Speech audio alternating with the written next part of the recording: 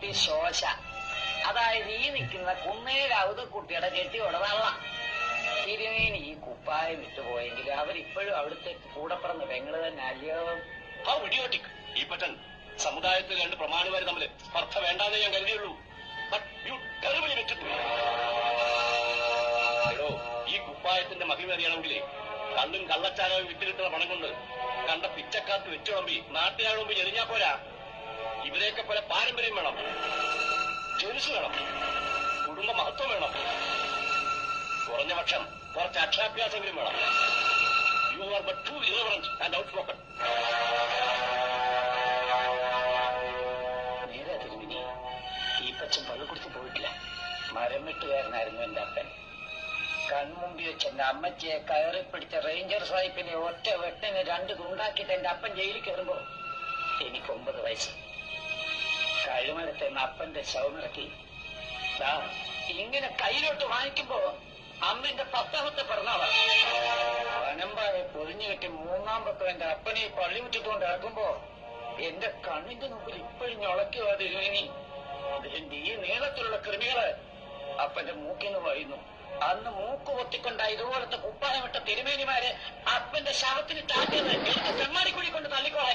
അന്യം വേർക്കുന്ന കാശ് കൊണ്ട് അപ്പം തിന്ന് വീഞ്ഞും കുടിച്ച് കോണ്ടാസയിലും ബെൻസയിലും കയറി നടക്കുന്നവരുടെ പളവെളുത്ത കുപ്പായത്തോട് അന്ന് തീർന്ന തിരുമേനി ബഹുമാനം. ഇപ്പൊ എനിക്ക് അതിനോട് തിരുമേനി ഇംഗ്ലീഷിൽ പറഞ്ഞ സാധനമാ.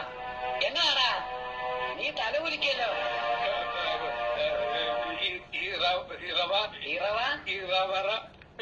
ഇറവറൻസ്, ബഹുമാനക്കുറവ്.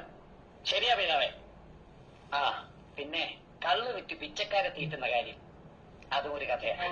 11ാമത്തെ വയസ്സിൽ അപ്പം കിടക്കുന്ന എന്റെ ഇടതുഭാഗത്ത് അമ്മച്ചിയും കൂടെ കുഴിച്ചു മൂടിയിട്ട് മീനച്ചിലാറ് നീന്തിക്കേറി കാട്ടിൽ കള്ളക്കാച്ചു തുടങ്ങുമ്പോ ഇന്നത്തെ ഈ മധ്യരാജാവിന് ചക്കരയും കൊടും കൊഴും വാങ്ങാനുള്ള കാശ് തന്നത് പള്ളിയും പട്ടക്കാരും ഒന്നുമല്ല, അങ്ങാടി തെണ്ടിപ്പേർക്ക് നടന്നൊരു തള്ളയാ, ഒരു മുഴു പ്രാന്തി. അതിന്റെ സ്മരണയില പിതാവേ എന്റെ വീട്ടിന്റെ മുറ്റത്ത് ഇപ്പോഴും അന്നദാനം. കഴിഞ്ഞില്ല, ഇനിയുമുണ്ട് കുടുംബ പാരമ്പര്യം.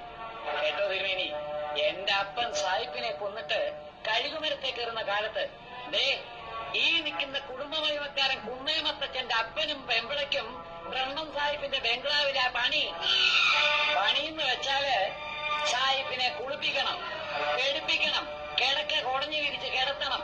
പിന്നെ മിണ്ടിപ്പോരുത്. തിരുമേനി കണ്ടു കാണും ഇവന്റെ താഴെയുള്ളവങ്ങളുണ്ടല്ലോ കൂടപ്പുറപ്പുകള്, 4ന്റെയും തൊലി വെളുവളാന്നാ. പിന്നെ പൂജയുടെ ജാതി കാണും ജേനസിന്റെ കോണം. നിന്റെ അപ്പനല്ലടാ, അപ്പന്റെ അപ്പം കൂട്ടിക്കൊടുത്ത കഥയാണ് ഈ പറയുന്നത്. നില്ല് പിതാവേ. തിരുമേനി എന്നതാടാ 2ാമത് ഇംഗ്ലീഷിൽ പറഞ്ഞു? ഔട്ട്സ്പോക്കൺ. എന്നതാ ഔട്ട്സ്പോക്കൺ? പോസ്കൺ അല്ലടാ, സ്പോക്കൺ, ഔട്ട്സ്പോക്കൺ. അത് തന്നെ. അതിന്റെ കുറവ് ഈപ്പം സഹിച്ചോളാം. കേട്ടോ തിരുമേനി, കർത്താവിന്റെ കാര്യത്തിലും അതെ, കള്ള് കച്ചവടത്തിലും അതെ. എനിക്കൊരു മെത്രാജിന്റെ ഇടതല വേണ്ട. മനസ്സിൽ വെച്ചോ തിരുമേനി, ഐ ആം ഔട്ട്സ്പോക്കൺ.